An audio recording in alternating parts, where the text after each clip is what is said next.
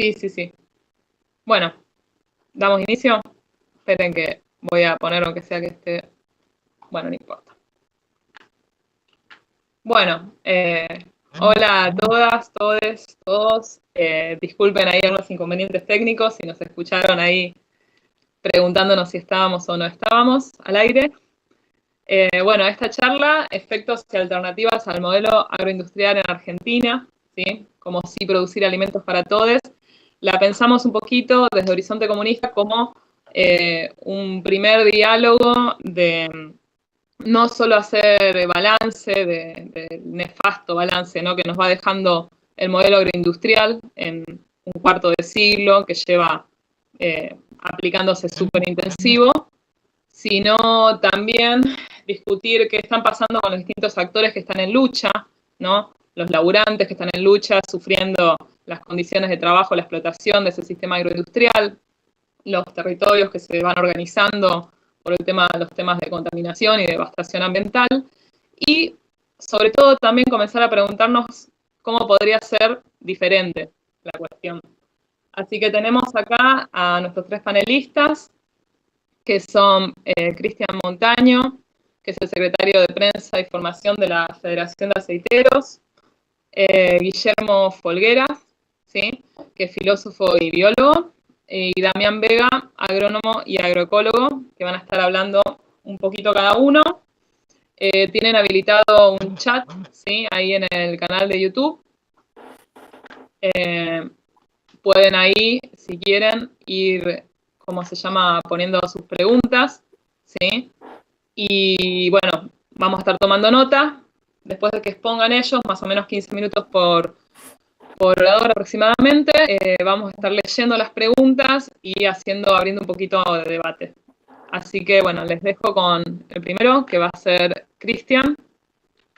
Y me cierro acá. Vamos a poner vista de orador. Y voy a cerrar mi cámara. Así. Cristian, cuando quieras. Bueno, ¿qué tal? Buenas tardes a todos y todas. Primero darle las gracias por la invitación.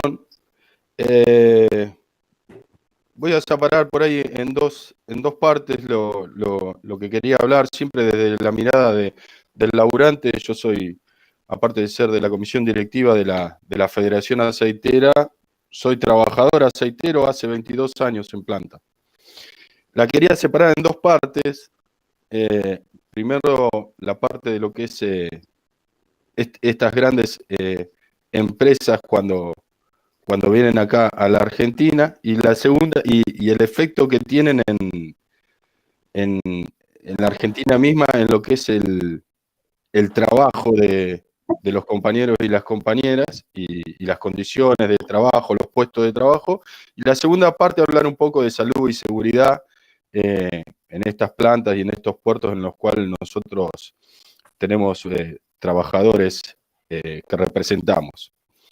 Si bien este modelo agroindustrial, por ahí uno de los compañeros que es historiador lo va a explayar más, tuvo una explosión en los años 90 con el cultivo intensivo de la soja transgénica y un montón de otras cosas, que fue cuando hubo, me parece, la mayor migración o aparición de estas empresas cerealeras o aceiteras en la que yo trabajo. Un ejemplo de Cargill, Dreyfus, ADM. Si bien hubo una explosión en ese momento, nosotros datamos de empresas aceiteras en el país, de capital nacional, con más de 90 años en el país. Lo que pasa es que cuando empezaron a venir estas empresas transnacionales y empezar a explotar más, en ese momento la explotación era de girasol, más era de todo lo que era girasol, el pele de girasol, aceite, derivado siempre de girasol. Después empezó el tema de la soja. Estas empresas transnacionales entraron a jugar en el mercado, y lo que nosotros vemos por un lado es que vienen acá por el tipo de leyes que hay que facilitan a estas empresas a la explotación, a llevarse la materia prima sin que nadie le diga nada, a triangular empresas en el exterior, a hacer fugas de divisa, de llevarse todo y que los gobiernos no puedan hacer nada. Estos tipos de empresas lo que te fijan, te dicen, si no hay nada escrito, por más que esté mal, se puede hacer. Y en este sentido, lo que nosotros por ahí hemos visto es que cuando llegan estas empresas a la Argentina y habiendo empresas de capital nacional, que no digo que eran que eran más buenas que las que vinieron, estas empresas que llegan no son netamente empresas, en el rubro mío voy a hablar, aceiteras o de exportación de cereal, sino que son commodities que están metidos en todo tipo de negocios a nivel mundial. Entonces, vienen a los lugares donde pueden sacar recursos y hacer plata. Empresas nacionales, Vicentín, con toda la problemática que hay ahora, AGD, Aceitera General Dehesa, y yo les voy a traer un ejemplo de la empresa que yo trabajo, Oleaginosa Moreno, que si todavía perteneciera al grupo, si bien mantiene la firma, no es propiedad más de ellos, tendría alrededor de 90 años operando en el país. Traigo esto cómo operan estas empresas. Llegan, se asocian con empresas nacionales con el verso de decir que hay que expandirse, que tienen que ser más grandes, que van a llegar a otras metas, que pueden hacer más plata, bla, bla, bla, bla.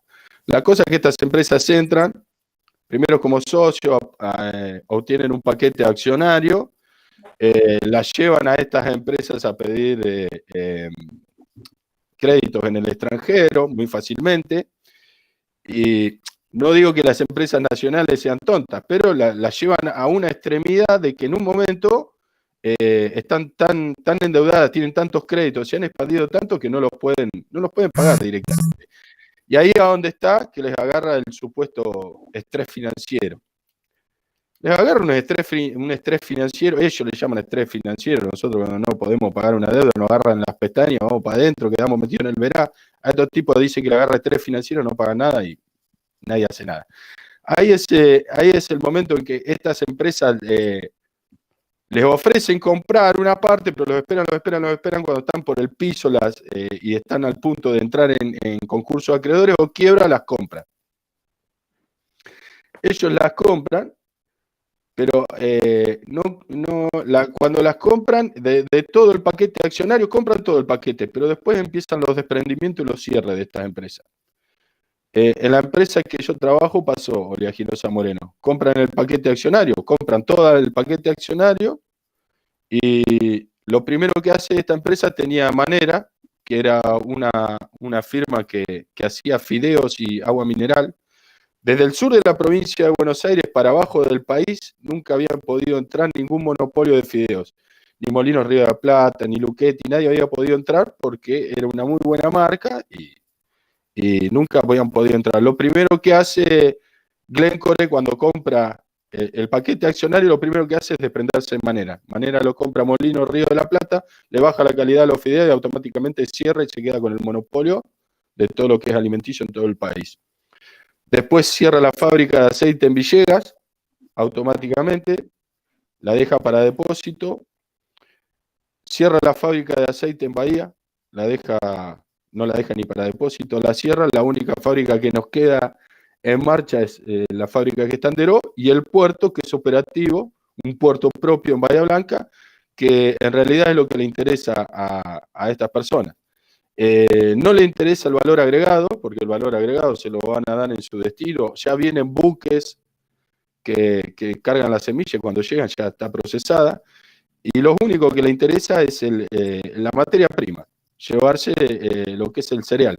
Por eso dejan operativos los puertos, y bueno, la casualidad es que esta empresa Glencore se asoció hace un tiempo con Vicentín, empresa también de capitales nacionales, Y hoy en día está corriendo el mismo riesgo, nada más que por ahí lo de Vicentín tuvo más visibilidad porque pidió créditos al gobierno, el gobierno quiso recuperar la plata y bueno, largó un DNU, después fue para atrás con el DNU, pero bueno, la principal empresa accionista de Vicentín también es casualidad es Glencore. Y, y si compra el paquete accionario, no sé cómo va a quedar si el gobierno al final va a actuar, pero si compra el paquete accionario no le interesa nada de todo lo que tiene Vicentín a su alrededor, no le interesa la planta de Reconquista, que es una planta obsoleta, que la caldera anda con leña, lo que le interesa es Renova, que es la joya de la abuela, que está ahí sobre el río Paraná, que es la fábrica más grande de materiales de su producto de soja de todo el mundo.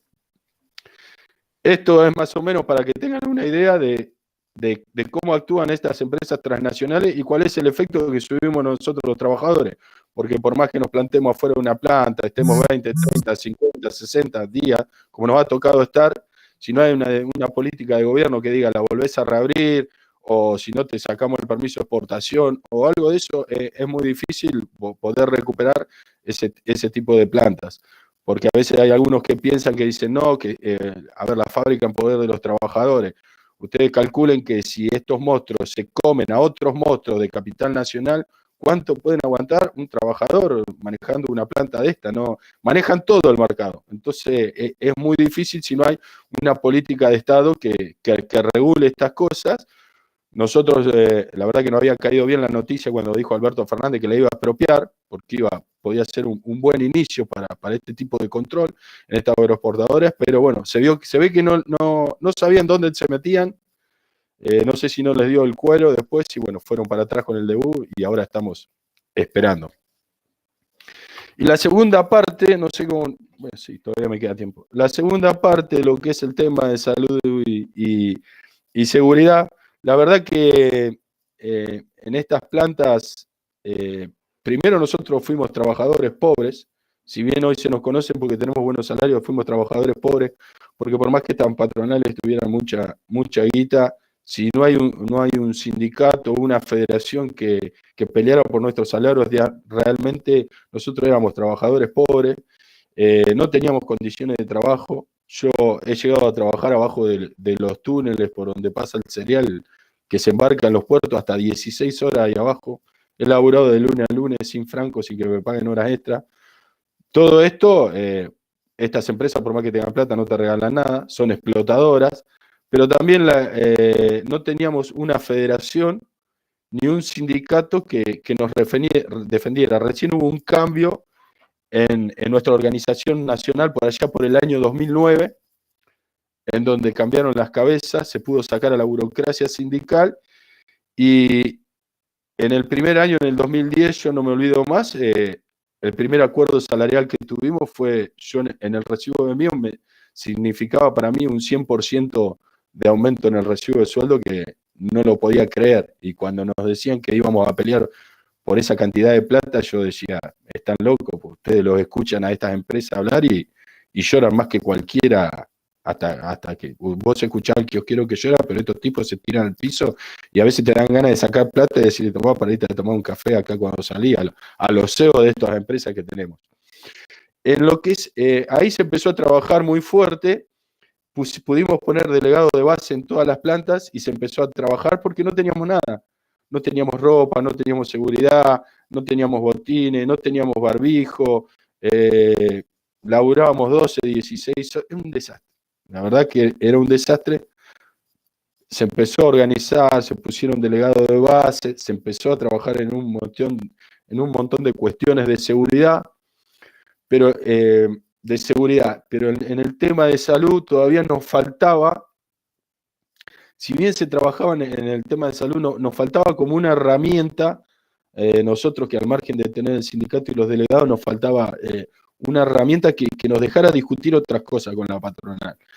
Y en el 2016, en el medio de una paritaria, siempre se toman los aumentos en porcentuales, se discuten, ¿viste? Vos le pedís 36 y ellos te dicen 34, 32, bueno. Cerramos un porcentual menos, por decir, se lo explico así, nosotros no hablamos de porcentaje, hablamos de salario mínimo vital, pero se termina discutiendo esos puntos, porque las patronales, con tal de sacarte 1 o 2 puntos, son capaces de hacer cualquier cosa. En esa rebaja de 1 o 2 puntos que nos pedían, nosotros le metemos ahí, está bien, nosotros lo que queremos es que ustedes nos dejen conformar los comités mixtos de seguridad y salud en el trabajo en todo el país, porque ya había leyes en la provincia de Buenos Aires y en Santa Fe, pero como nosotros representamos a todos los trabajadores y las trabajadoras del país, no la podíamos implementar en todos lados. Entonces lo firmamos en un acta paritaria, lo incorporamos al convenio y conformamos los comités mixtos de seguridad y salud. Por ahí hay mucha gente que yo he hablado con muchos compañeros, muchos trabajadores y trabajadoras y no lo conocen. El tema de la salud siempre la manejó la patronal. Nosotros, había leyes que decían que no. Entonces nosotros cuando pudimos conformar que la firmaran en paritaria, empezamos a conformar los comités mixtos de seguridad y salud en el trabajo, que estaba conformado mitad por la parte patronal y mitad por la parte trabajadora. La parte trabajadora no tenían que ser delegados de base, también logramos eso, sino que cualquier trabajador que quisiera trabajar en la parte de seguridad podía integrar ese comité y tener los mismos beneficios que un delegado, o sea, tener la protección sindical de un delegado. Y en ese momento fue, después que ellos firmaron este acuerdo, me parece que al año o al poco tiempo se dieron cuenta que lo peor que podían haber hecho había sido firmar eso, porque empezamos a discutir la salud de los compañeros, empezamos a discutir el modelo productivo, empezamos a discutir lo que se hacía en cada sector, se armaba un manual y no lo definía la empresa, sino que se definía en ese comité con los trabajadores diciendo qué era lo que estaba bien y qué era lo que estaba mal. Y ya sacarle a las patronales el tema de que ellos no puedan decidir sobre cómo va a ser su proceso productivo, de cómo iban a hacer el trabajo, cómo iban a organizar el trabajo, creo que fue lo peor que le pasó. Y bueno, hoy se sigue trabajando en eso. En ese momento también había parte de esos agrotóxicos que se usan en los campos. En el puerto también se usaban pastillas de fosfina, se fumigaba, y a tal punto que nos mandaban a nosotros con un pañuelo que no tenían barbijo y te daban las pastillas de fosfina en un pañuelo envuelto ya mojado, activadas, para que vos vayas los tires en la celda. Estabas trabajando en los túneles y arriba te tiraban pastillas de fosfina y abajo te fumigaban y vos estabas ahí adentro. Entonces en ese tema también se trabajó muchísimo. Ahora, a ver, es lo que pasa en todos lados, el tema de los agrotóxicos no se puede parar. Lo único que pudimos hacer es que cada vez que se fumigara cuando no había personal en la planta. Si querían empastillar las celdas, las empastillaban, se tapaban, se iban todos los trabajadores afuera, se dejaba por 48, 72 horas y no se entraba al establecimiento.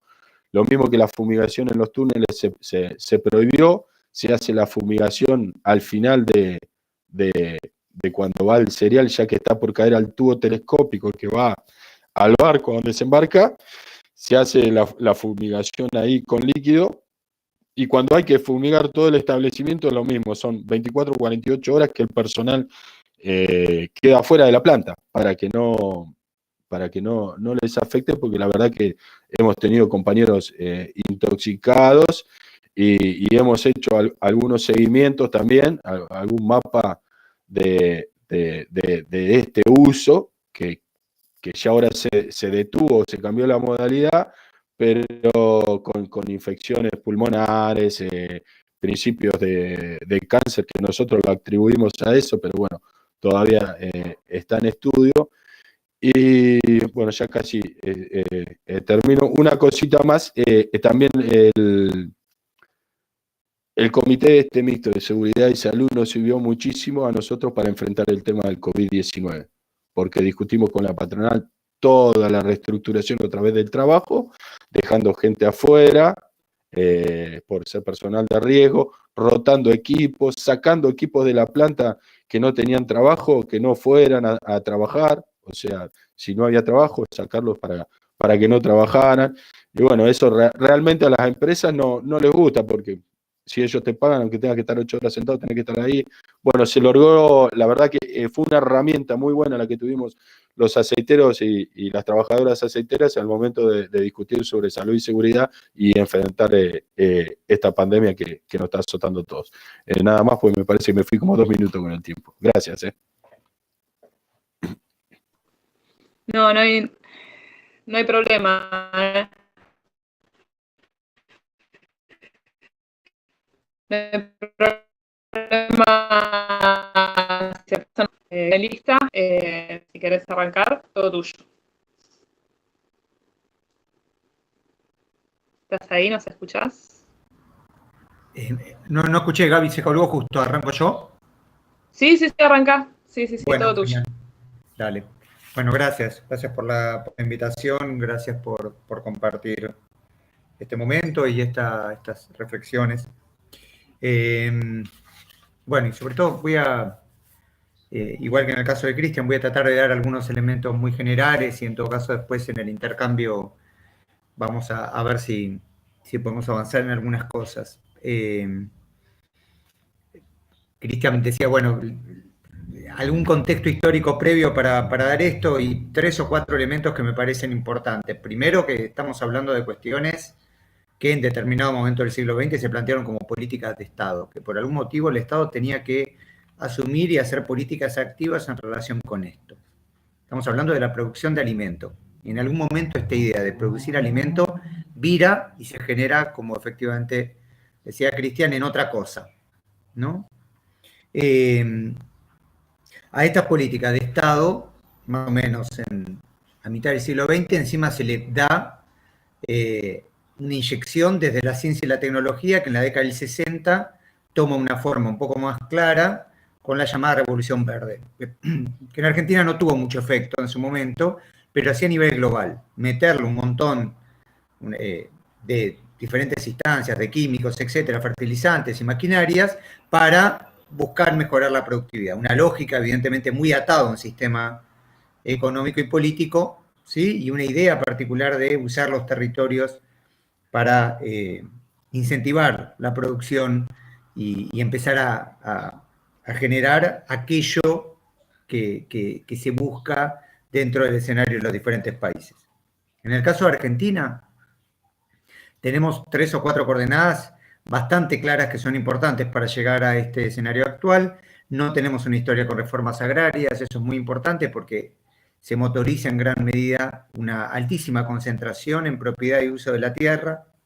Argentina se sostuvo en gran medida con un modelo agroexportador y también ganadero, ¿sí? Sostenido desde ahí, y donde sabemos perfectamente, todavía lo sufrimos, tenemos grupos altamente concentrados, ¿sí? Que tienen sus propios periódicos, que tienen sus propias agendas, grupos de poder que están evidentemente motorizando y buscando maximizar sus ganancias y que los proyectos estatales coincidan con los negocios que hacen. Este es el mapa previo a la década del 80, tanto a nivel global como local. En la década del 80 todo esto se acelera, sin cambiar su naturaleza, toma algunos elementos propios de lo que se entiende como neoliberalismo. A mí me parece una etapa importante de marcar, si bien reconozco que el esquema evidentemente es un esquema dentro del capitalismo, y se empiezan a generar determinados elementos que en términos agroindustriales inciden de manera directa. Cristian hizo algunas alusiones, aparecen fuertes empresas de diferentes sectores. A mí 2 de las que más me impresionan en este proceso son empresas que vienen del área de la biotecnología, que generan algo muy particular, que es, por ejemplo, que esto, disculpen, que esto que estábamos hablando de un paradigma químico, ajustar la vida al paradigma químico, la soja RRC, si se fijan, una empresa como Monsanto que tiene el llamado glifosato y que cambia la semilla para que se ajuste a ese químico previo que tenía. Digo, el paradigma químico sigue avanzando. También empresas que han tomado relevancia en las últimas semanas con todo el tema de la vacuna, pero que están circulando en los últimos 30 años, que son empresas de especulación financiera, que empiezan a jugar sus fichas acá y empiezan a motorizar para dónde tienen que ir las políticas, se incentivan las políticas de apropiación de las investigaciones científicas y tecnológicas y también educativas. Esto tiene diferentes grados de finalización dependiendo del lugar que se trate, dependiendo de la institución pública, pero es muy impresionante porque si lo empezamos a ver, se empieza a moldear todo un sistema estatal en el ámbito de lo educativo y de la investigación en pos de beneficiar a determinados grupos. Ese fue en Argentina el proyecto que en gran medida impulsó el neoliberalismo de Menem, y ese fue el proyecto que nunca se interrumpió. Y acá constantemente estamos hablando con compañeros y compañeras que defienden diferentes elementos del progresismo, pero evidentemente en América Latina en general y en Argentina en particular, este esquema donde el Estado está, por acción o por omisión, desarrollando políticas activas para beneficiar a grupos que están buscando lucrar con los territorios, no ha cambiado. En todo caso, lo que podemos después conversar es cómo en el macrismo todos los proyectos que involucraban mayor inversión estatal fueron corridos buscando simplemente que participen multinacionales, y en cambio los progresismos tradicionales lo que buscan es que el Estado tenga una actitud más activa, como puede ser, no sé, YPF Chevron o el acuerdo INTA-BAF, no sé, diferentes ejemplos que puedo plantear. Lo otro que motoriza muy fuerte durante la década del 90, que obviamente no ha tenido ningún tipo de retroceso, es la patente como ya no solo un elemento para garantizar, ¿no?, que la empresa pueda, la empresa y en menor medida el Estado pueda recuperar parte de las inversiones, sino como una apropiación. Y entonces, en ese sentido, el campo consolida esa cuestión de apropiarse de y las semillas y los agregados, cada vez se consolida esta idea de lo apropiado y un intento constante, por ejemplo, de apropiarse de la bolsa blanca, diferentes elementos que posiblemente mi compañero que hable posteriormente va a hablar, ¿no? Y la necesidad de salir de ese esquema. Por eso también la necesidad de discutir qué es el Estado en este contexto y qué significaría lo público. Lo público no parece estar garantizado en la menor medida por las acciones estatales, ni en términos de condiciones necesarias, ni en términos de condiciones suficientes. Lo público parece correr por otro lado, con lo cual es parte de la discusión la pregunta acerca del Estado. ¿Qué nos ha dejado esta aceleración de este proyecto histórico que tuvo el campo, llamémoslo así, argentino, y fuertemente acelerado desde mediados de la década del 90, y consecuencias sociales y ambientales tremendas, que todavía no solo las vemos en la actualidad, sino que yo creo que han mostrado este año aceleraciones impresionantes, realmente impresionantes. Primero, creo que fue mencionado al pasar por Cristian, se trata de un proyecto demográfico. Es muy importante marcar esto, porque involucró un vaciamiento de los sectores rurales y de los pequeños poblados. Digo, no es independiente de haber perdido trenes. Digo, se trata evidentemente de un proyecto de reubicar la demografía en términos de los grandes cordones de pobreza, el Gran Chaco, el Gran Resistencia, el Gran La Plata, Gran Buenos Aires, Gran Rosario, Gran Córdoba, Gran Mendoza. Digo, Argentina fue reubicada y hoy tenemos entre el 90 y 95% de la población urbana. Hay que vaciar los territorios para producir más. En ese sentido aparece una cuestión muy intensificada, que es una cosa es vivir en los territorios y otra cosa es usar los territorios. El paradigma actual es un paradigma de uso. Uso como se pueden usar determinadas cuestiones para simplemente generar capital, ¿sí? de una lógica absolutamente pegada a la idea de lo financiero. En ese esquema, la especialización de Argentina, por más que gritábamos al carajo, lo único que hizo fue consolidarse, no hubo ningún tipo de desmarque. Cuando se ven todos los proyectos extractivistas en Argentina, lo único que pasa es un deterioro de la matriz productiva, de la diversidad de la matriz productiva y una intensificación por entrar a determinado producto estrella. Eso que Chile lo ha motorizado de manera muy clara desde Pinochet, y desde entonces Argentina lo tiene de manera intensificada, y uno, por ejemplo, ve otros escenarios como San Juan, lo que perdió la matriz productiva de San Juan antes de la aplicación de la megaminería, durante y después. ¿Sí? Hoy San Juan básicamente depende de la megaminería para subsistir en términos de sus arcas. Lo mismo pasó con el agro, ¿sí? Perdimos una diversidad de producción agrícola ganadera en pos de determinadas estrellas, de la soja RR, del maíz BT y de un par de productos más, ¿sí? de los productos en juego resistentes a sequía. Digo, no encontramos, no se trata simplemente de una consecuencia inevitable, se trata de una política buscada, ¿sí? Porque el objetivo es incrementar la producción, un objetivo a corto plazo. Puedo seguir con ejemplos, no me quiero extender, pero evidentemente entre las consecuencias aparece una dosis histórica de contaminación en cuerpos de agua y territorios. Tenemos todos los cuerpos de agua contaminados en Argentina, tenemos todas las napas contaminadas. A donde uno vaya, las causas serán diferentes, será cianuro en algún lugar, agrotóxicos en otro, etcétera. Tenemos registro de deforestación impresionante. En los últimos 30 años, Argentina deforestó lo comparable a la provincia de Entre Ríos. Esa tasa de deforestación no bajó aún cuando había legislaciones que supuestamente protegían, como en el caso del Chaco. En los últimos 30 años, Argentina se ubica en el top 10 de países que más deforestó, entre Congo y Bolivia. Digo, es un cóctel que vemos, además. Tenemos una parte del país incendiado y a partir de noviembre vamos a tener una parte del país inundado. Hemos transformado la capacidad que tienen los suelos de absorber agua a lo que se llama efecto tobogán. Todo esto es un escenario que uno podía predecir en el contexto de cómo se estaban usando los territorios y cómo se están usando, y son algunas de las consecuencias que entienden que hoy estamos en zona de sacrificio. No tiene mucha metáfora, se sacrifica en pos de obtener dinero a corto plazo.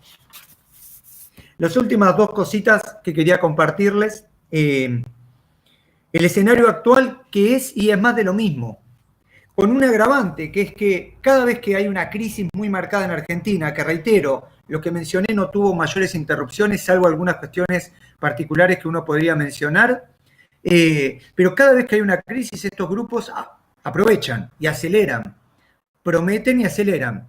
La soja RR no solo se aprueba a mitad de la década del 90 con Solá, con una función clave durante el gobierno de Menem, tiene una aceleración notable después de la crisis del 2001. Y ahora lo mismo, hemos tenido en estos meses la aparición de un nuevo megaproyecto, porque son grandes proyectos faraónicos, que es la aplicación de grandes factorías de chancho para arrancar 25, altamente contaminantes, para garantizar una parte de la producción de chanchos a China. Lo único que hay es intensificación. Tenemos grupos de poder empresariales y grupos asociados al Estado que ve de los síntomas del desastre oportunidades económicas. No tiene mayor metáfora, ¿sí? O sea, estamos luchando para que se implemente una ley de humedales con algo que evidentemente tendría que estar prohibido, y lo único que vemos es la aparición de focos intencionales de incendio a lo largo y ancho del país, ¿sí? Que van desde proyectos inmobiliarios, uso ganadero, uso agrícola, lo que sea. Estamos viendo cómo la justicia chilena prohíbe a Pascualama en función de todos los daños sociales y ambientales que hizo, y a San Juan no se le ocurre mejor idea que ofrecer a la Barrigol que igual implemente del lado del AMA, de nuestro lado de Argentina, las políticas, y no importa lo que está pasando del otro lado.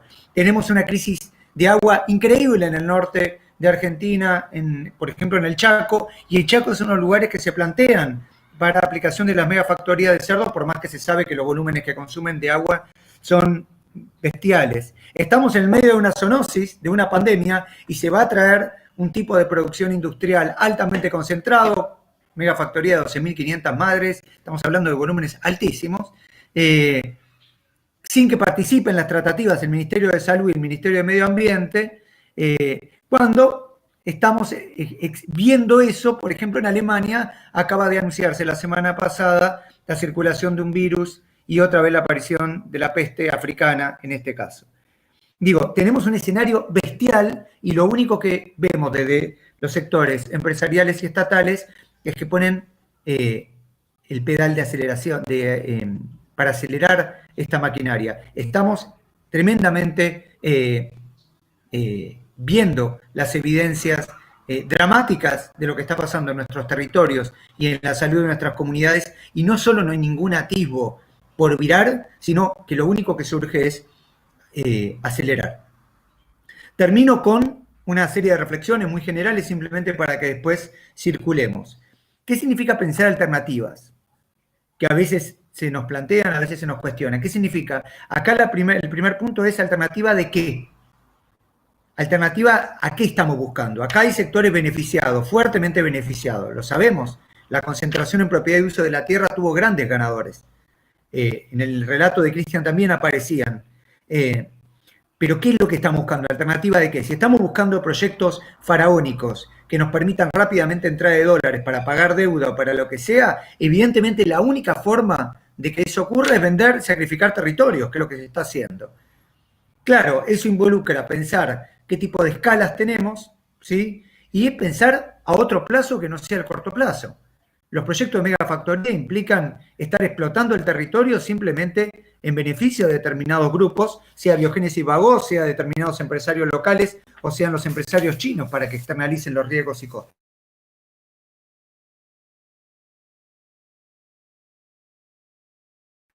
Voy a decir 3 o 4 cositas muy generales. Creo que hay que replantearse cuáles son las necesidades. Creo que hay un extravío muy serio respecto a pensar que la ganancia en dólares que puede tener el país puede implicar la resolución de necesidades estructurales. Creo que no es lo mismo obtener dólares que obtener trabajo, ni es lo mismo producir mucho o producir comida, ¿sí? Y aclaro algo, y creo que en este contexto no es lo mismo la presencia del Estado, la presencia de lo público. El Estado se ha garantizado que esto no tenga nada de público. Es un negocio de privados, ¿sí? Por más que sean también funcionarios estatales los que gestionan. Creo que también es clave conectar luchas, ¿sí? No es independiente la lucha de los pueblos originarios, la lucha de los derechos humanos, la lucha de los derechos de los trabajadores, ¿sí? La lucha de la salud, de la educación. Estamos hablando de todos elementos,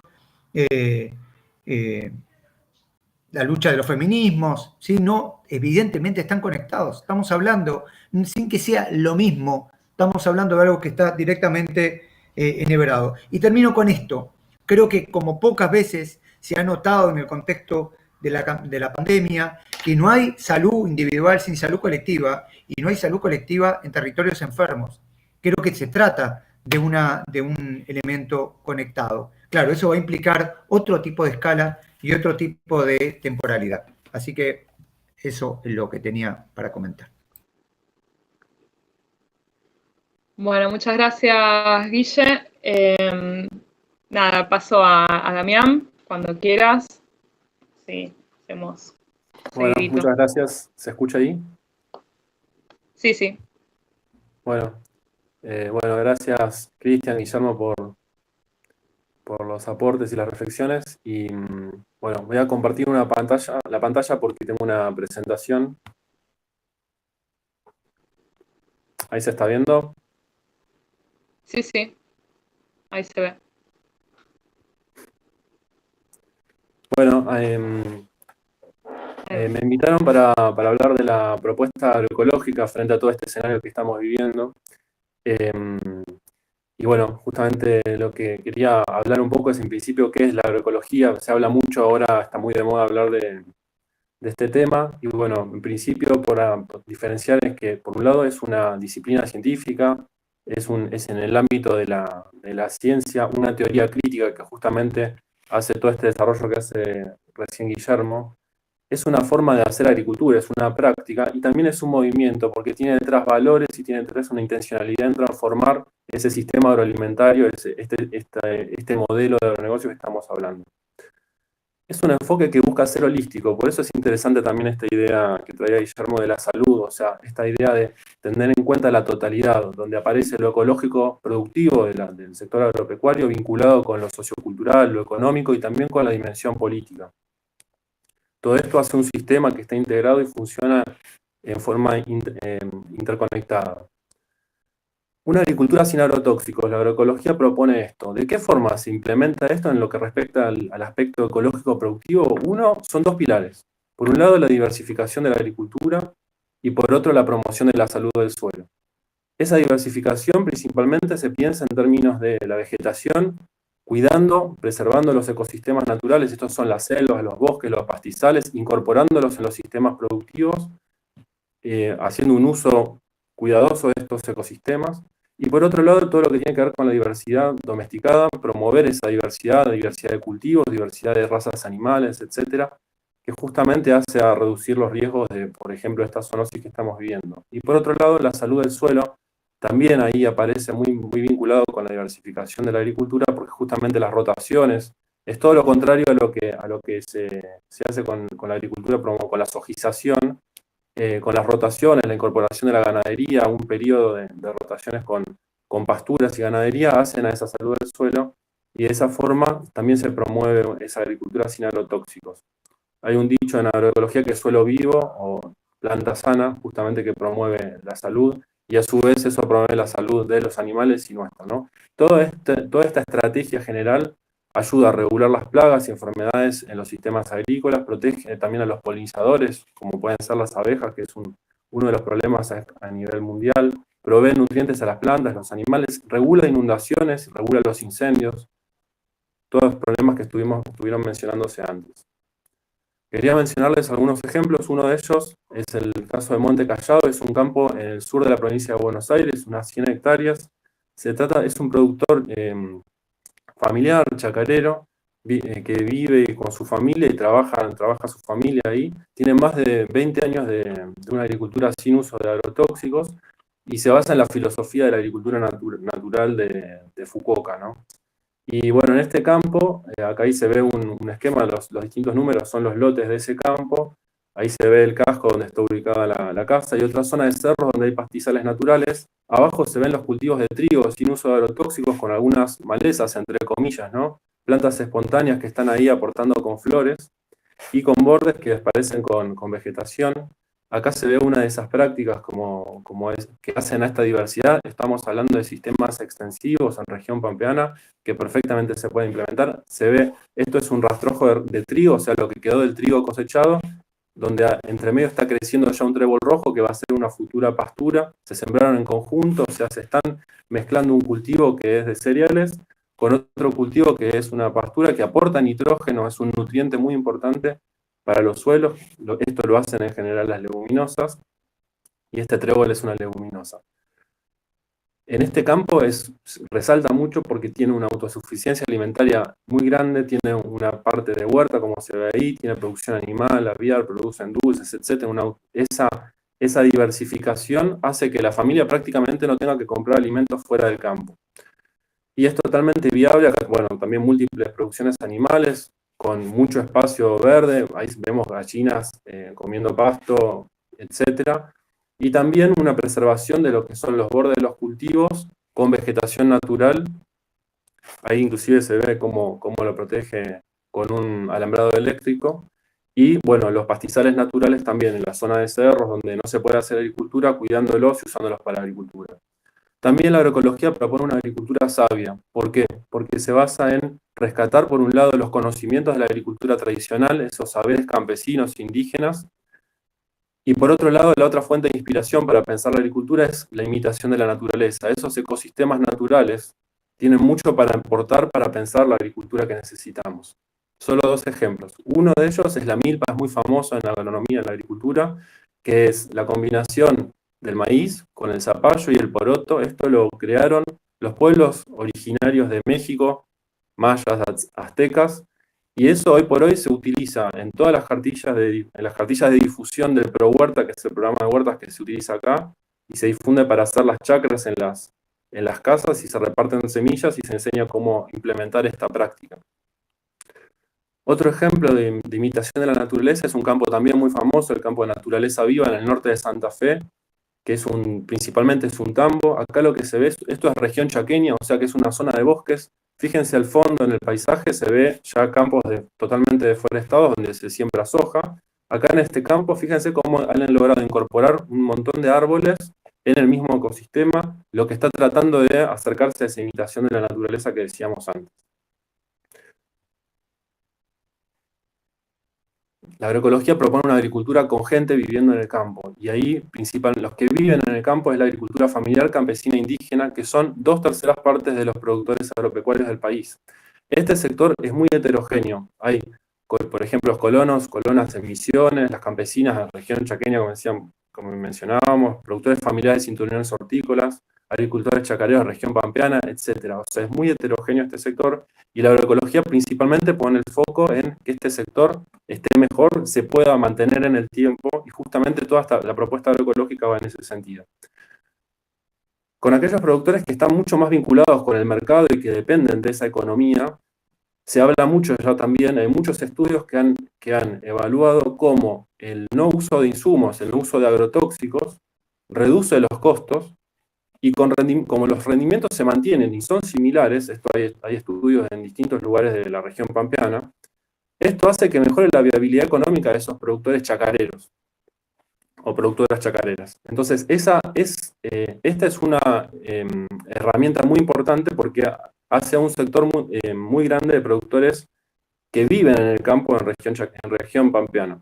Por otro lado, también la agroecología se integra con la propuesta de la economía social y solidaria con 3 aspectos importantes. Uno, la promoción de los circuitos cortos de distribución y comercialización, que esto reduce la dependencia de intermediarios, acerca a los consumidores y productores, reduce los costos energéticos también de transporte de alimentos, otro tema muy importante.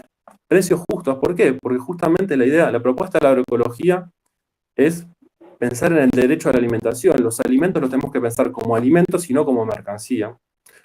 Y el otro componente son la promoción de sistemas participativos de garantía, también otra estrategia de escapar a la mercantilización de la agricultura, porque la agricultura orgánica justamente se basa en tener empresas certificadoras, y de esta forma logramos independizarnos de ellas. Todo esto está en marcha en un montón de experiencias en el país y en el mundo. Por otro lado, la agroecología nos invita a pensar en un modelo de agricultura campesina. ¿Por qué es importante esta reflexión o esta idea de lo campesino? Porque la agricultura campesina es un modo de producción diferente que no es capitalista. Es una organización del trabajo que no tiene patrón, no busca la reproducción del capital, no busca acumular capital, sino que lo que busca reproducir, o lo que busca que se mantenga viable y funcionando bien, es esa unidad productiva doméstica familiar, ¿sí? Son trabajadores que tienen tierra. Pero no es solo eso, además es un modo de apropiación de la naturaleza diferente, porque justamente busca un cuidado de la naturaleza y tiene detrás una racionalidad ecológica. Y esto se ha evaluado en un montón de sistemas del mundo, la escala pequeña, se basa en energías renovables, son sistemas diversificados, el conocimiento es empírico y tienen mucha autosuficiencia en lo que respecta a lo alimentario y los insumos para la producción agrícola.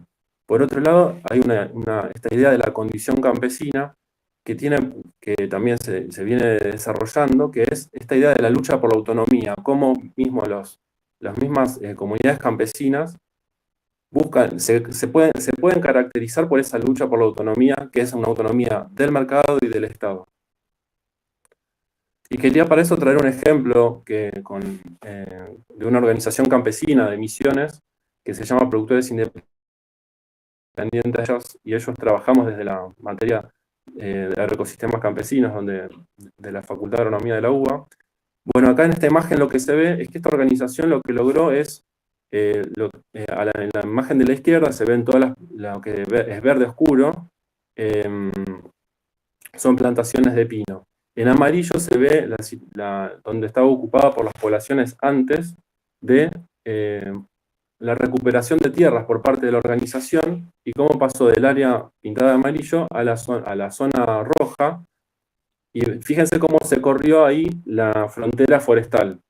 Todo eso que se corrió son tierras que ganó la organización campesina a esta multinacional que es Arauco, Alto Paraná, y en estas tierras que recuperaron tienen parcelas que asignaron a uso familiar y otras parcelas que son para uso de la cooperativa, de la organización. Todo eso bajo la órbita de una asamblea donde deciden, tienen una asamblea regular donde deciden todo esto, y decidieron ahí no utilizar ningún tipo de agrotóxico, y por otro lado recuperar las áreas de bañado que antes estaban plantadas por pinos, y las áreas de vertientes naturales, porque también se venían secando las vertientes y venían secándose los pozos de agua en la zona por la extracción de agua de los pinos.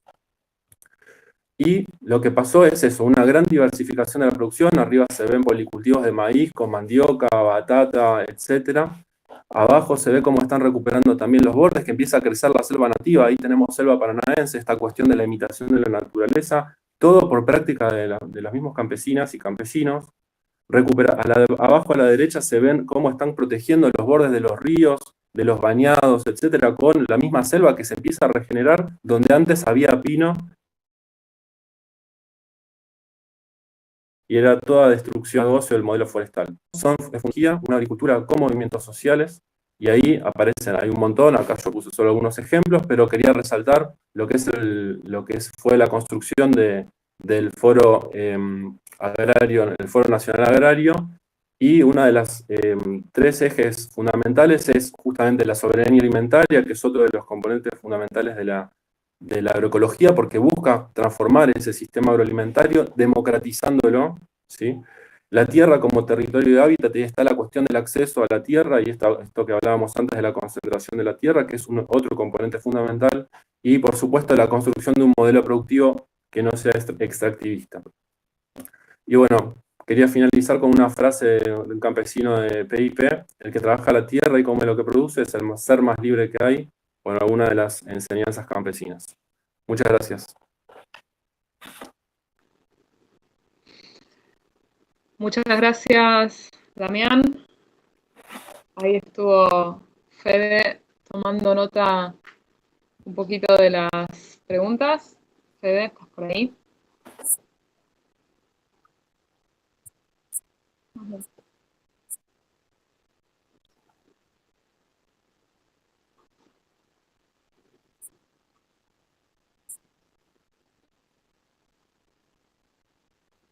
Dale, dale. No son tantas.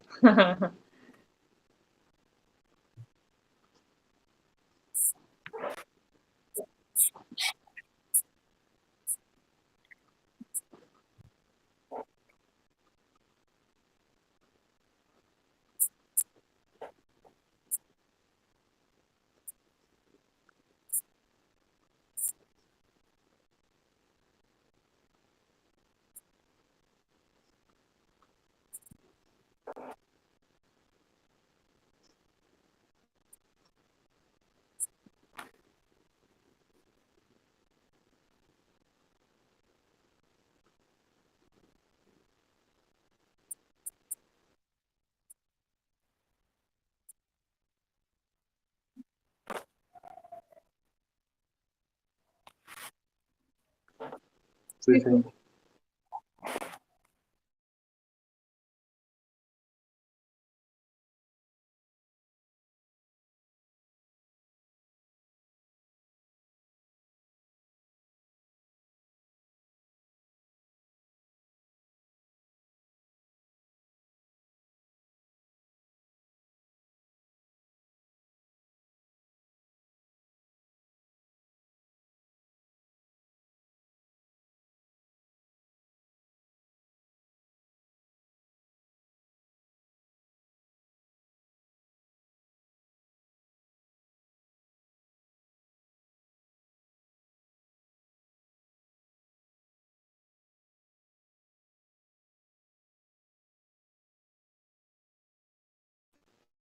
Acá fue un chat, pero por ahí no la transmisión. Ahora vemos. A ver. Bueno, si quieren comenzar. Dale, ¿les parece? En el mismo orden. Cristian, ¿estás para contestar? Sí, la verdad que la primera pregunta, después de escucharlo a los compañeros, ¿es posible una producción sin que sea menos contaminante? Pero a nivel de escala en las empresas que nosotros trabajamos, o lo que es las grandes producciones del capitalismo, yo no lo veo que sea posible. No digo que sea imposible, pero que no lo veo posible porque el capitalismo hoy vino y vino para quedarse. Ya te digo, a nosotros desde nuestra organización nos cuesta muchísimo también enfrentarlo en muchas, muchas luchas, muchas disputas que hemos tenido, no solo de salario, de salud, de un montón de cosas.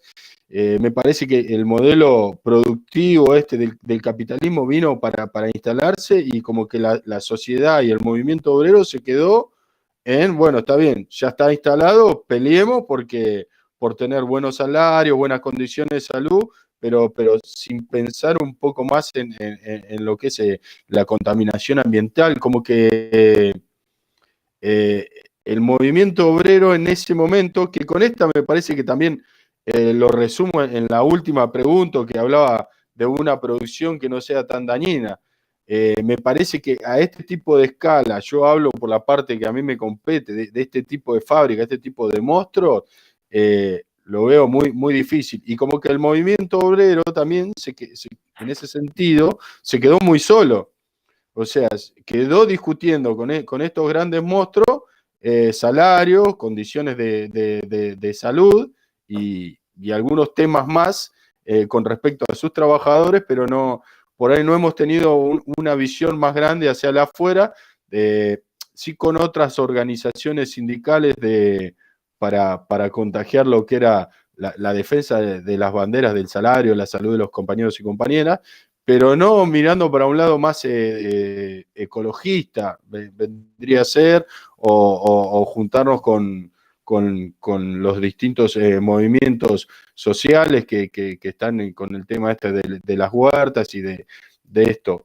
Me parece que es algo pendiente que lo tenemos, pero yo ya te digo, la producción y en este tipo de sistema capitalista, para que no sea contaminante o sea menos dañino, me parece que es muy difícil y tendría que englobar, ya te digo, un montón de trabajadoras, trabajadores, movimientos sociales, todo saliendo a la calle a decir, basta con esto, queremos una reforma, queremos que el Estado se haga cargo, que ponga nuevas leyes, nuevas condiciones para poder trabajar. Me parece que aislados los trabajadores o los movimientos, no.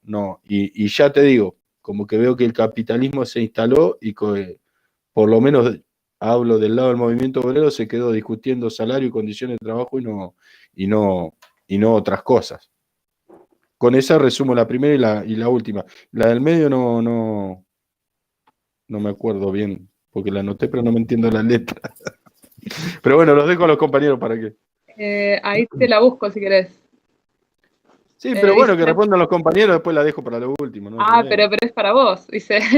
Bueno, dale, como quieras. Dice, han pensado, te la anoto igual, te la digo para que la anotes. Han pensado cómo congeniar el mantenimiento de las fuentes de trabajo con un modo de producción menos dañino para los pueblos del país. Bueno, no, entonces, esa es la última. Yo en esta que respondo, te respondo la primera y esa es la última, que habla más o menos lo mismo. Pero después en el último había una en el medio que era para todos, la lucha articulada de los movimientos, creo. Algo así hay que hacer escribir. Bueno, pero es más o menos. Sí, bueno, es más o menos lo mismo de lo que hablé. Todo tiene que ver con todo. Sí. Bueno, pasamos a vos, Guille, ¿te parece? Dale, sí, también voy a responder en general. Estaban conectadas las preguntas. Primero creo que quedó muy clara también me parece con las intervenciones de Cristian y Damián, que estamos hablando de un mismo problema. Eso yo creo que es muy importante señalar. También yo noté de diferentes sectores de reivindicación de derechos laborales, etcétera, que todavía no hay, me parece, un peso de la gravedad que significa este momento y de no conectar lucha. De hecho, me pasó mucho. Yo hace 20 años que trabajo en temas socioambientales. que más que por el lado académico, inicialmente lo metí directamente por la militancia. Y me tocó muchas veces con compañeros y compañeras que me decían, bueno, no es el momento. No es el momento de hacer una reivindicación acerca de, el momento ahora es para conseguir puestos de laburo, ahora tenemos que ir por... Y entonces, yo creo que la clave es comprender que una y otra cosa no están separadas. De hecho, es muy importante marcar que estos mega emprendimientos, cualquiera sea, que se hablaron acá durante este rato, no tienen en su naturaleza la aparición de fuentes de laburo. Todo lo contrario. O sea, a mí me resulta grotesco que pongan en juego la reivindicación de los puestos de trabajo cuando su naturaleza altamente tecnologizada y en general con infraestructura externa, etcétera, hace que la mano de obra que se disponga acá sea poca y obviamente precarizada y mala. Digo, y no es una manera de decir, la Barrigol, que entra en Argentina, alguien estará levantando la mano y dirá, bueno, pero no es agroindustrial, estamos hablando del mismo modelo. La Barrigol tiene menos de 30 jachaleros laburando en la mina Veladero. Menos de 30. El proyecto de los chanchos, que se dice a los 4 vientos, se necesita trabajo, cuando uno lo compara, la cantidad de trabajadores que da por chancho, no tiene nada que ver con el pequeño productor. Entonces, no, la naturaleza del proyecto no es una naturaleza de buscar dar fuente de laburo. Ni hablar, es una naturaleza del proyecto de sostener condiciones dignas de vida. Más bien todo lo contrario. Nadie puede vivir cuando tiene cianuro en el agua, cuando le fumigan al pibe en la escuela o cuando huele olor a mierda todas las mañanas. No es una forma de vida, ¿sí? Y en ese sentido es muy impresionante también cómo, junto con esto, se conectan con todas las luchas. O sea, si uno analiza, por ejemplo, a quién está matando la policía, en general mata a pibes y pibas de sectores pobres de grandes cordones urbanos. Esos en general son sectores primera o segunda o tercera generación que vienen expulsadas de los campos. O sea, no estamos hablando de cosas diferentes. Con esto no estoy diciendo que todo se responda con la palabra soja. Lo que estoy diciendo es, si realmente estamos percibiendo un problema estructural, también la solución tiene que ser estructural. Obviamente que está conectada a la represión de los derechos humanos, y no solo en Argentina, la persecución con temas medioambientales en América Latina es gravísimo. O sea, están apareciendo notas todos los días en Colombia, en México, etcétera, de gente que asesina grupos paramilitares o policías, etcétera. Hoy a la mañana entrevisté gente de Chiapas por el programa radial que estoy en FM La Tribu, que también nos cuenta lo que son los paramilitares en México, prisionándolos, atacándolos, que atacan y atacan autonomía y atacan que quieren defender a los territorios de los extractivismos. El cinismo de los sectores gobernantes y de las empresas hacen que desplacen a que discutamos algo que no tiene ningún sentido, como, bueno, conviene que la megafactoría dé 2.000 puestos de trabajo en total en lugar de no tener nada. ¿De qué estamos discutiendo? ¿Qué opción es esa? ¿Quién va a vivir al lado de la megafactoría? ¿Cómo Argentina está discutiendo en serio un proyecto con potencial zoonótico en medio de una pandemia? No sé, en mi caso, hace 6 meses que estoy metido en mi casa. ¿Qué están hablando? O sea, no sé.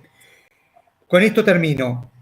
El cinismo que hace, por ejemplo, que Solá en la intervención diga, no, lo que pasa es que acá están hablando del proyecto Gente Urbana. Solá fue enclave para que hoy el 95% de la población sea urbana. O sea, ¿qué está hablando?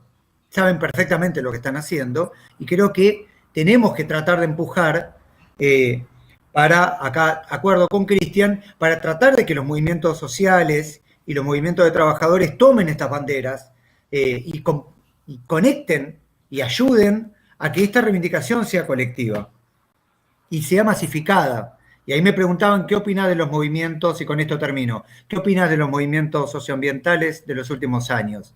Y opino que están haciendo lo que pueden, con una enorme diversidad de percepciones.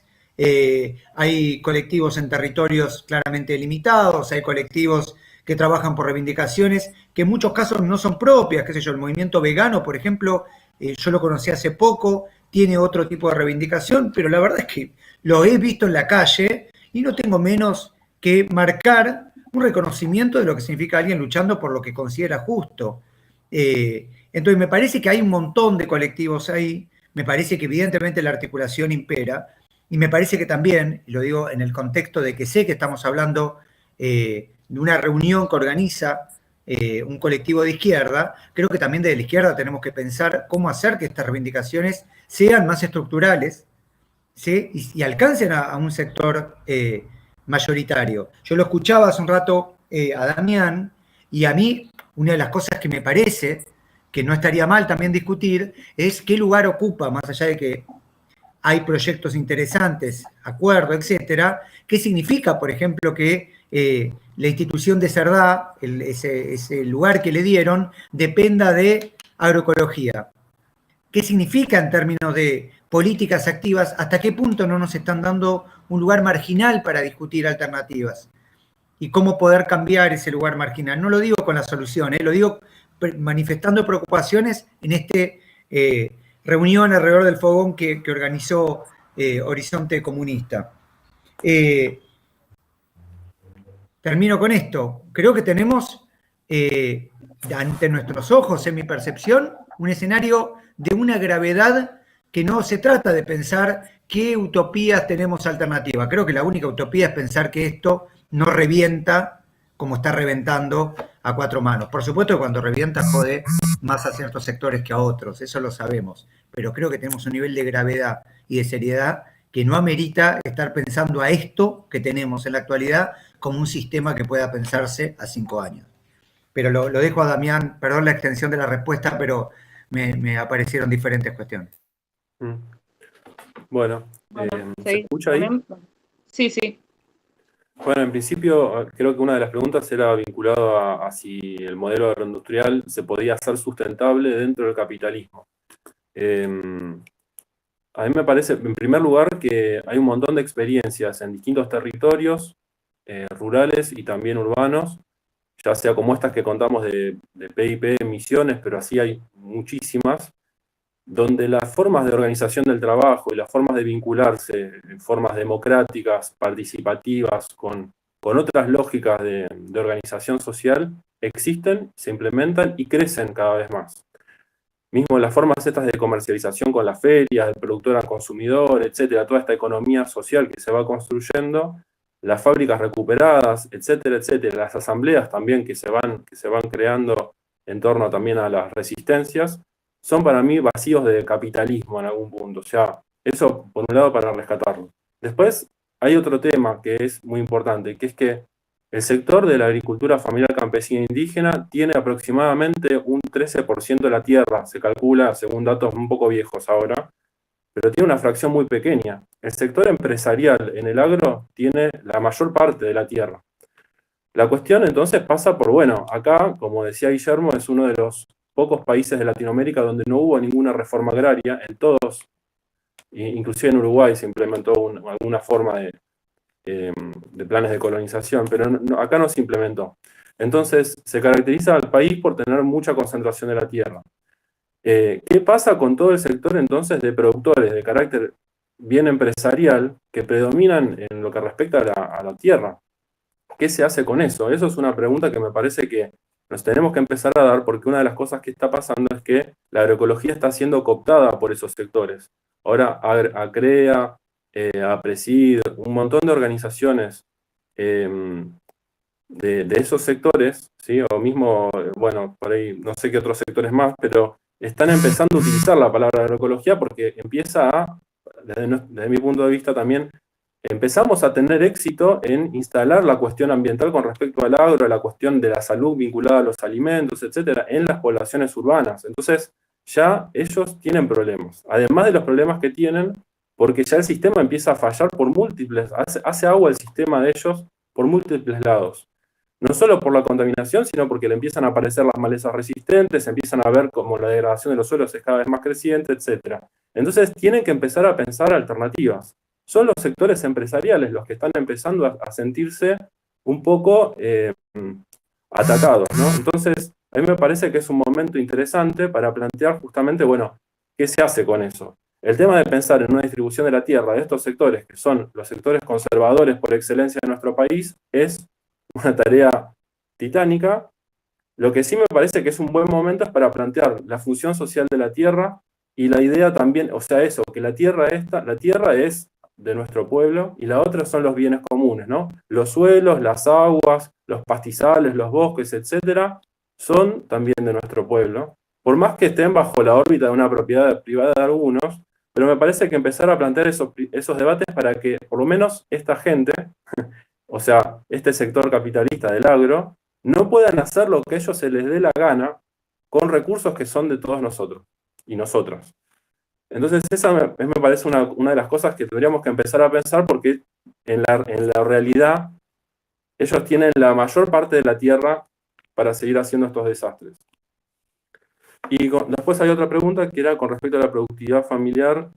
La productividad, y si era solo para producción familiar. Bueno, el tema pasa porque justamente desde la agroecología se plantea que el acceso a la tierra tiene que ser equitativo y tiene que ser principalmente para quienes trabajan la tierra. Entonces, si tenemos pools de siembra, empresas que tienen miles y miles de hectáreas, bueno, ya ahí tenemos un problema. Después, con respecto a la productividad, la agroecología, en sistemas extensivos yo los mostré, bueno, puede haber trigales, etcétera, maíces, girasol, o sea, inclusive soja, ¿por qué no? Un montón de cultivos que se pueden hacer en escala extensiva con maquinaria. No es una cosa que se piense en términos de huerta, por eso mostré el primer ejemplo.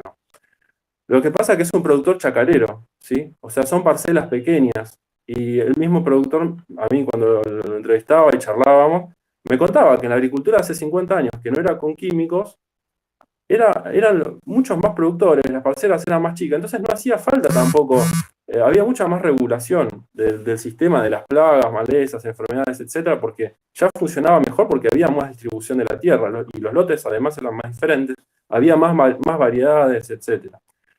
En estudios que se han hecho en distintos países, en general, las producciones a escala más chica tienden a producir más por unidad de superficie porque tienden a estar más diversificados. Esa mayor diversificación aumenta la productividad. La productividad no en términos de kilos por hectárea de un maíz, sino la productividad en términos de alimentos, o sea, cuántos alimentos diferentes se producen también en esos sistemas. En esos casos que les mostré, el de PIP es muy sorprendente cómo pasa de un monocultivo de pino que destruye los ecosistemas y además de las consecuencias que tiene para las poblaciones ahí, bueno, muchísimas, pasa a producir alimentos. De repente pasa a producir alimentos, empiezan a recuperar las vertientes, empiezan a recuperar el agua, emisiones, o sea, que haya sequía, emisiones, es una cosa insólita.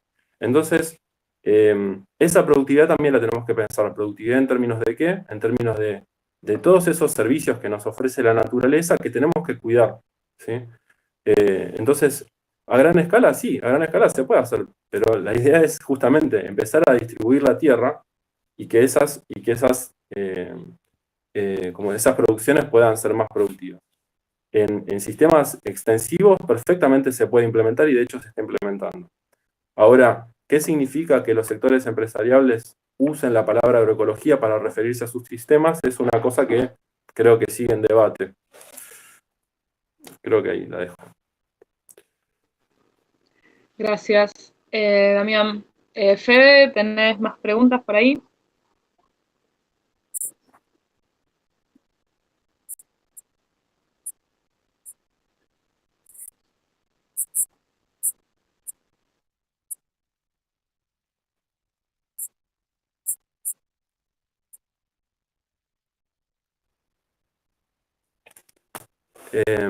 Bueno, qué pregunta. O sea, en principio pensar que el Estado impulse una reforma agraria acá está tan lejano que está difícil imaginarlo, pero me parece que sí se puede dar una discusión con respecto al acceso a la tierra, que es lo que está planteando, por ejemplo, ahora la UTT. Hace poco hicieron una movilización creo que fue en Plaza de Mayo, en Plaza de Congreso, donde se plantea la necesidad de una ley de acceso a la tierra para espacios rurales, para territorios rurales.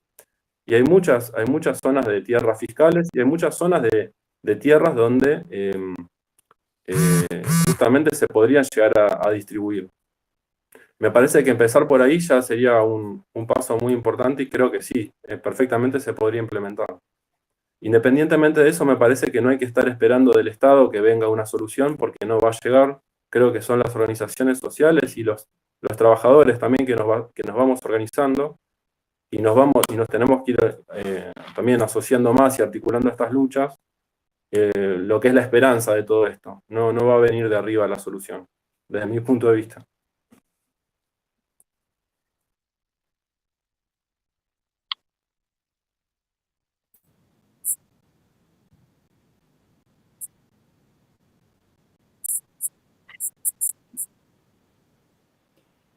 Sí o sí, no. Digamos, lo que hizo Cancillería fue correr la firma que había anunciado para noviembre.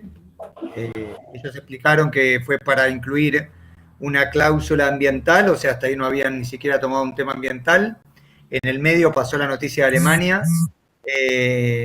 Cancillería lo quiere firmar a toda costa, reconoció que no estaba ni incluido el Ministerio de Salud, a pesar de que tiene potencial zoonótico, ni el de medio ambiente, a pesar de que se la pasa hablando de cuestiones ambientales. Cabandier ni siquiera hizo una mención pública respecto al tema, o por lo menos yo no lo escuché. Va a depender mucho de cómo nos movamos. Va a depender mucho de los sectores, no solo sectores en general que discutan de diferentes campos, sino los territorios que se están planteando como potenciales, porque esa es otra característica. No han puesto ninguna precisión respecto a esto y se habló de Chaco, Santiago del Estero, Misiones, Catamarca, La Rioja, Río Negro, Córdoba, Santa Fe. Digo, se han encargado de tirar y todos los gobernadores están aparentemente pidiendo que vayan a sus provincias para sacarle alguna pequeña un pequeño porcentaje a los dólares que van a ingresar. ¿Se está haciendo alguna movida? Hay un montón de sectores que están movilizados. Acá me importa mucho marcar algo, con esto termino la respuesta. Es comprender que el tema de las megafactorías de cerdo tironea todo lo que hablamos, porque tironea, se espera, obviamente, consumo de agua directo, se espera mayor contaminación a gran escala, pero también se espera que aumenten las deforestaciones, que se plante más soja y maíz, que es lo que comen los chanchos, que aumente las desigualdades sociales, en general lo que produce esto, que aumente la precarización laboral. Digo, tenés un montón de aristas simplemente mencionadas para que rápidamente el Estado tenga dólares en función del pago de una deuda externa que evidentemente está conectado en todo esto y beneficiar a determinados sectores muy altamente concentrados, empresarios y funcionarios locales. Gracias, Guille. Fede, creo que no hay ninguna otra, ¿no? ¿Pregunta? No. Bueno, si les parece, unos minutitos libres, sí, para si quieren agregar algo más, alguna inquietud que se les genere, o no sé, algún cierre que quiera hacer cada uno de ustedes, nada, abierto para eso. ¿Les parece? Cristian.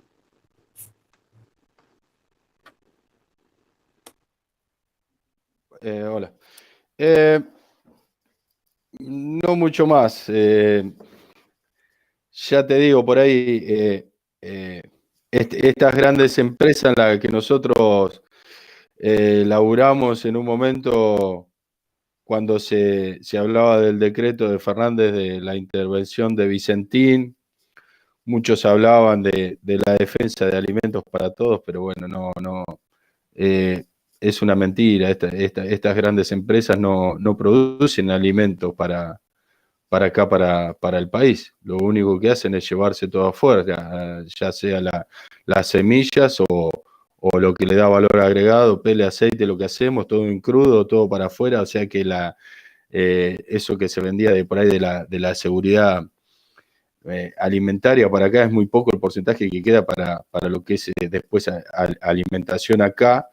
A nosotros el tema del decreto nos importaba por el tema de la mantención de las fuentes de trabajo de los compañeros y las compañeras, y también porque por ahí el Estado iba a poder regular este tema de estas grandes empresas que, bueno, triangulan, llevan guita afuera, se endeudan, dejan de pagar, o sea, hacen lo que quieren.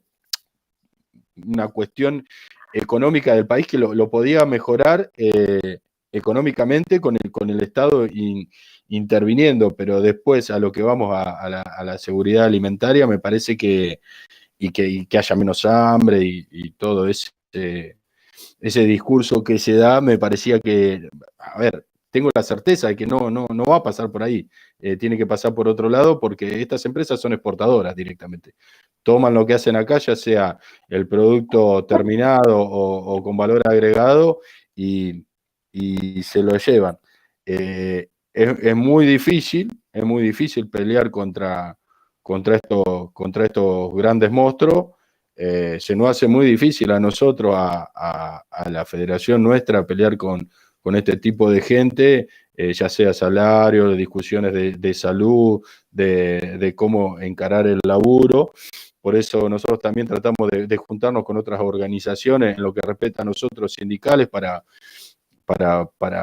poder entrar en la misma lucha todo de lo que es un salario digno para que una familia viva dignamente, en condiciones de salud de los compañeros y las compañeras, que no solo es plata, si no hay salud, no hay salario, el salario no sirve para nada si no hay salud,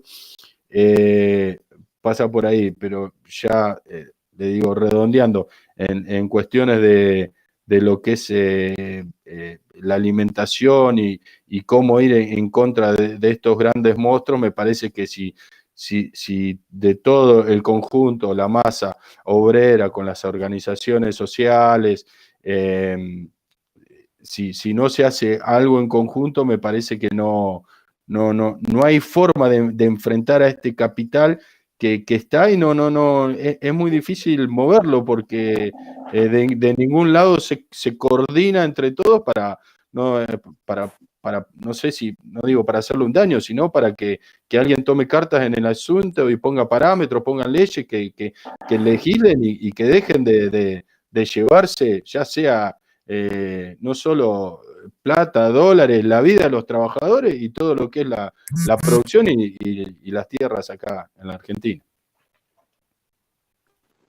Gracias. ¿Querés seguir, Guille? Solo agradecerles el espacio, escuchar también las intervenciones de Cristian y Damián. Así que muchísimas gracias. La idea es seguir que estas palabras se sigan fortaleciendo y concretando en acciones. Y creo que además es muy importante esto que surgió constantemente con ida y vuelta. No se trata meramente de la oposición, se trata de formas de vida alternativas y prácticas que efectivamente ya están en acción. Así que bueno, seguimos. De eso se trata. Gracias de nuevo. Buenísimo. Damián. Sí, bueno, yo también agradecerles, me pareció muy interesante.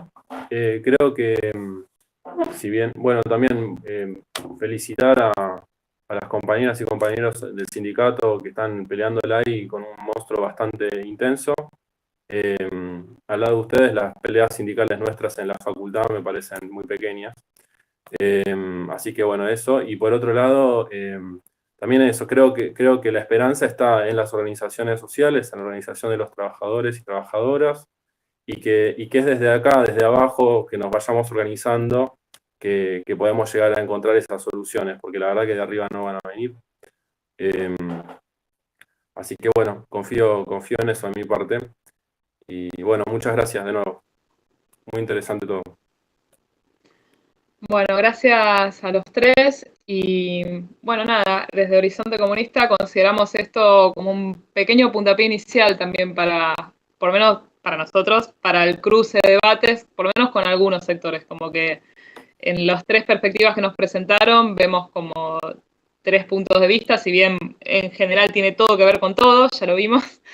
Y bueno, nada, apostamos a que se pueda seguir charlando y discutiendo estas cuestiones, viendo en qué se pueden tender puentes. Así que bueno, con esto nos despedimos. Bueno. Chao, muchas gracias. Gracias. Chao, chao.